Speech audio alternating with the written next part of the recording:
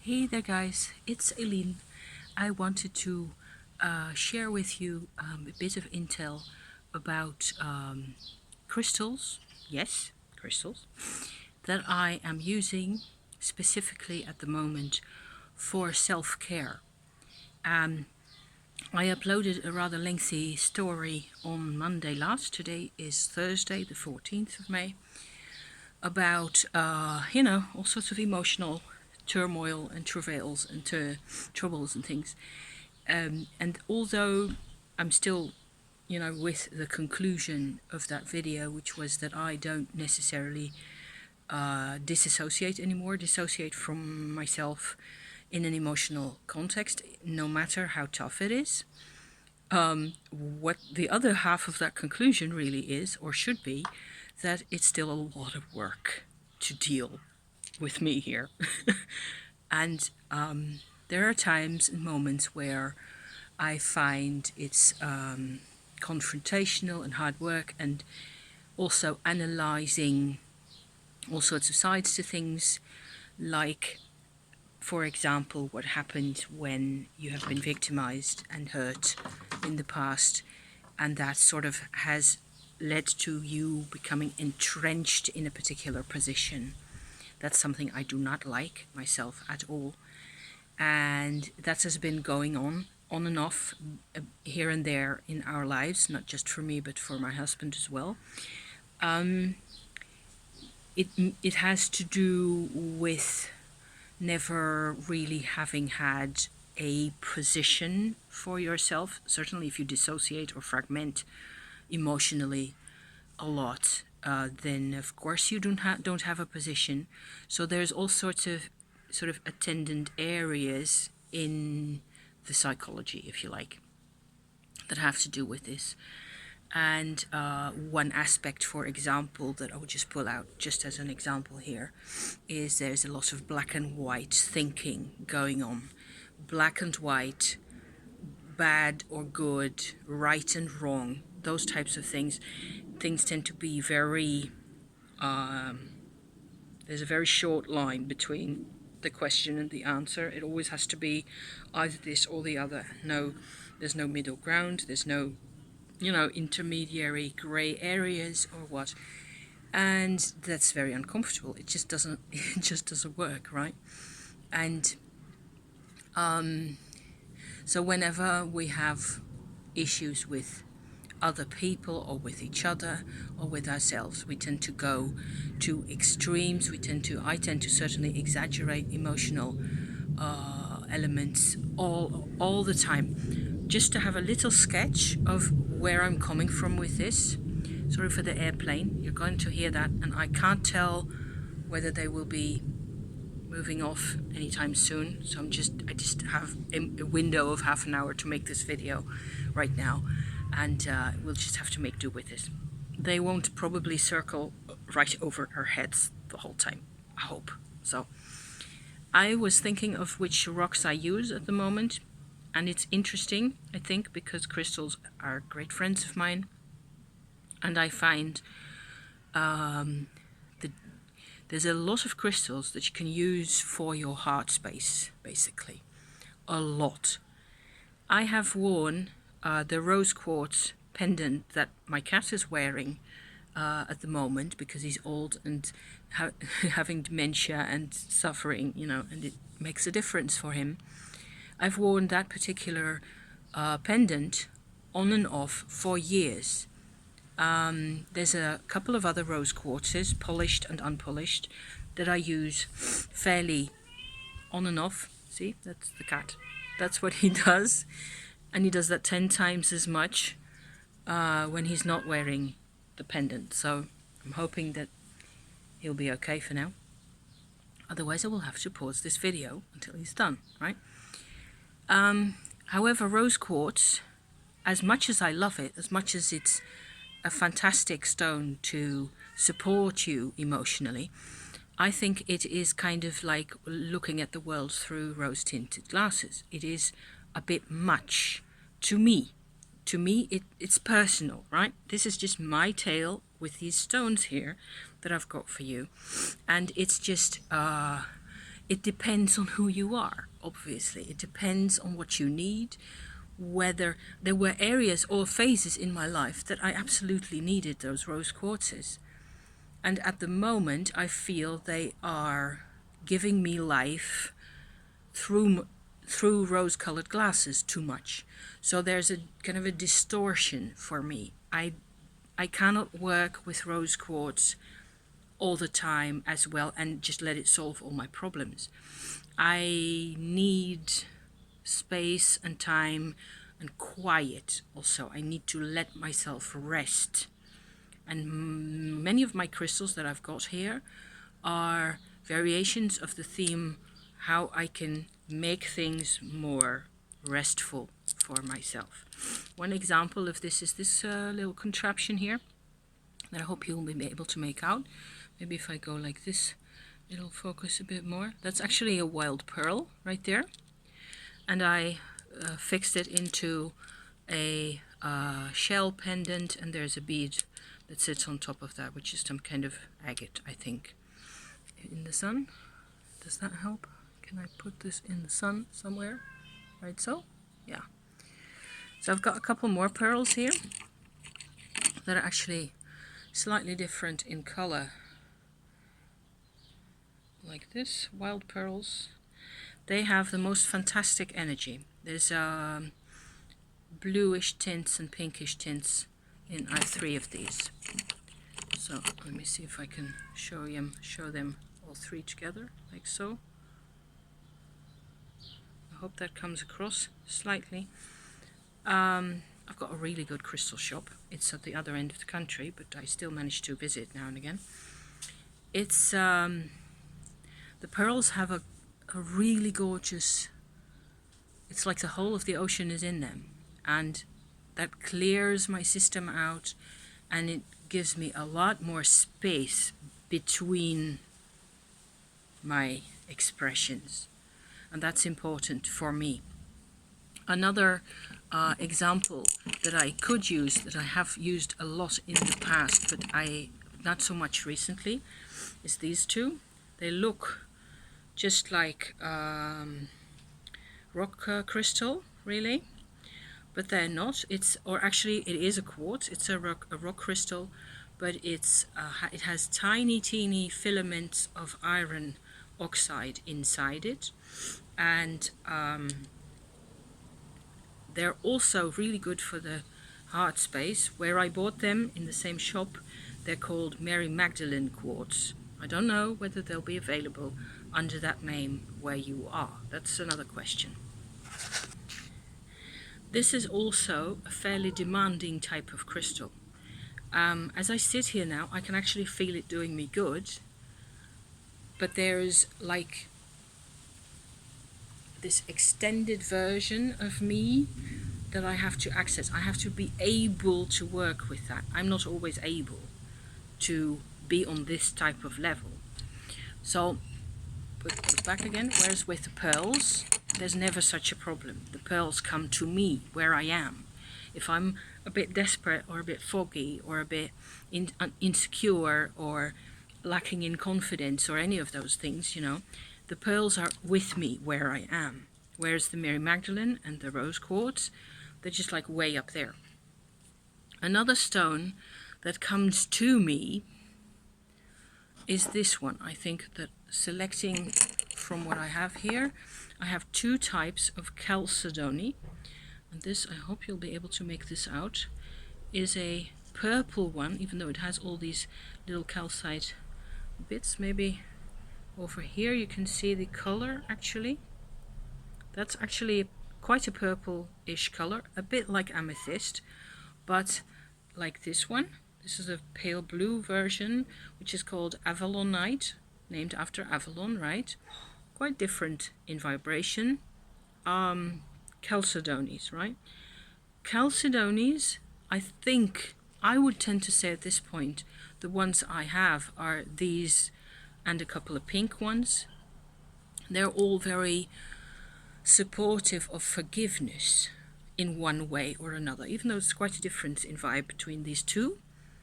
They all have to do with letting go and not identifying with the pain, whatever that was, any longer, you know? So that's something that I find particularly good in a self-care or self-supporting, self-love type context.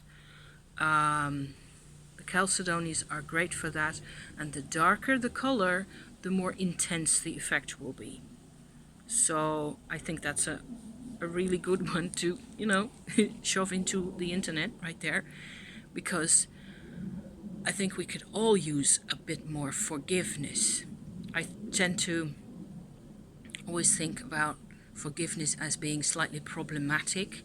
How can I be in a position to forgive somebody else who's been through hell as well, regardless of what they did to me? Those are just thoughts and questions that you can have. They're allowed. The actual vibration of forgiving someone can also be a really physical one, a really body-centered type of I'm moving on, I'm moving beyond, I am identifying myself beyond this problem that I used to have, and I acknowledge the whole of the problem, whatever it has been, and I live with it, and I create new areas for myself beyond the problem, that kind of thing. So that's big, right? Those are big themes. Chalcedonies. I have a couple more. I have 2 amethysts here. This is one rather large, gorgeous, old, very special kind of an amethyst pendant crystal, like so, that I have not worn very much. I think I inherited it from somebody, and it has all sorts of qualities that have to do also with understanding and creating a different position for yourself. I have another amethyst here, which is a really special one that I've shown a few times. This is a Brandberg amethyst. They're sort of extra powerful, from Namibia in Africa. It has a layer of, I don't know if you can see that, a layer of quartz crystal, clear crystal outside an amethyst center like that, and there's even little water droplets inside that, so this is also a very special one. They're a bit harder to focus on for me. It takes, this is also a bit more of a demanding type crystal. You have to be in a state where you can actually have the type of inner silence that you need, or that I need, in order to interact with this type of vibration. To me, amethyst has a lot to do with inner silence and faith, even more than confidence. So faith and trust, a deep rooted kind of trust in the universe that just goes all the way down. It's not always so easy to access. If you're in a stressed out state, this is hard to, make yourself go to. For me, because I resist, Maybe somebody else will hold this and go like, oh, instant relief, That's quite possible. Coming from the heights of misery and plunging into the heart of the galaxy, just like that. Who knows? Who am I to say? I have 2 more. I've got a kunzite, which looks like this. It's actually a very pale pink, almost white-ish type of rock, which I believe is related to the beryl or tourmaline group of stones. It's a really straight crystal structure, like striated in one direction like that. It's a great stone. I have not worked with it that much. I put it out on my table to hold in my hand on and off. Quite powerful. Very, also quite demanding. So whether you're able or willing to do that work, it's always, of course, a good idea to use all sorts of grounding crystals. Smoky quartz I've worked with a lot. They don't really necessarily engage my emotional person that much. So I just have to still make my way with my emotional life, whatever that is at that moment, right? In terms of grounding crystals, I've put a couple of other videos on already a while ago. Maybe that's too long ago, I don't know. I could consider making a playlist that's only about crystals. It might be a good idea. This one is a topaz that's actually quite similar in strength of spiritual kind of a opening up type vibration, comparable to the kunzite. However, I know this one better. So I've worked with topaz a couple of times, and topaz along with citrine are both really joyful stones. Same thing, can I get to that level at the moment, at the point that I am at? You know, I am quite often tired, and there are times where I just don't even want to consider any of this stuff. I don't even want to do it, you know, I don't want to take the time or the effort to make myself, to open up, to organize the aura, to do the things, whatever it is. I'm hesitating whether to talk about this one at this point. I have sort of on and off used this. This is a vial that contains beeswax and coconut oil in a ratio of about 60-40, or in this case it may be 50-50, I don't know, judging from the color. It also contains Amanita muscaria, so a mushroom, right? The flycap mushroom that I dried at the corner of my fireplace last autumn, in November I believe. I made videos about these as well. I can actually get quite a lot of the vibration of the mushroom through this, and actually the red flycap mushroom is the least complicated in terms of vibe compared to the other one that I've got, which is a pantherina mushroom. That's a bit of a... they're powerful. And again, can you do this? Are you at a state where... it depends, right? I take this with me in my trouser pocket when sometimes, not all the time, but sometimes when I go out and have to talk, you know, live with people for a bit that are not at all into the energy work and vibrational thing at all. Ordinary muggles, you know, when I have to deal with muggles, I tend to stick one of these in my pocket because it sort of keeps me like this. It gives me a sense of I'm a sovereign human being, you know. And actually that's why I'm including it in this video, because the Amanita muscaria is in my experience all about personal sovereignty, about us sorting our shit out, you know, until we can think about how we want to live with people, what we can do, what are the areas where you can actually operate properly, what are your own standards, what's your way of doing this, how can you make this happen for yourself, how can you live your best self, and all that type of thing, you know. The Amanita really resonates with that, and this way I do not have to eat it, I don't have to drink it, I don't have to ingest it. The same flask will last me, I have no clue really how long it will keep, or how long it will keep its vibration in this particular level. It's more of a mind area thing, whereas the stones that I've shown you are work on this and on the heart and the belly areas more. So I'm considering whether there's any more crystals that I should have shown you. There probably are at least 2 or 3 others in my collection that I could add to this, and maybe I'll make a sequel to this. I would say that of this collection that I've shown you, what immediately works for me to support me when I feel overburdened and sad and I lack confidence, I lack my aura shrinking. You know, I'm fearful, or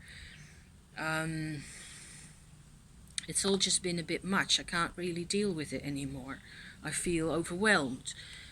All that, the chalcedony and the pearls, to me, are my best support system. So, not the extraordinarily strong heart vibration crystals necessarily, gentler things, things that put me back in myself, where I'm supposed to be. I can do all this, it's just that I have no experience dealing with this life, and I just make it up as I manage, and one day at a time. There's lots of good things. Lots of good things are happening. Husband is publishing his poetry in English. Jawohl. He's got a link. I'll stick a link in the description. If you want to see what he's done in terms of poetry, I love it. And he's getting comments from people. So in the middle of the night, we were, I think, 3 o'clock or so, we were talking because we'd just woken up. And we were chatting a bit. And I looked on my phone and there was this comment from somebody beautiful who just had posted that a couple of hours before on his poetry, international English language poetry page. Oh, and he's crying because he's happy. So, yay for that. I'm signing off here. Thank you for watching. I hope this is helpful. There's just go and experiment. Buy the rocks, find rocks and experiment. And also, there's no such thing as a rock that doesn't do anything. Okay, there's all sorts of interesting pebbles and bits out there that may be helpful. So, good luck. See you soon. Okay, ciao.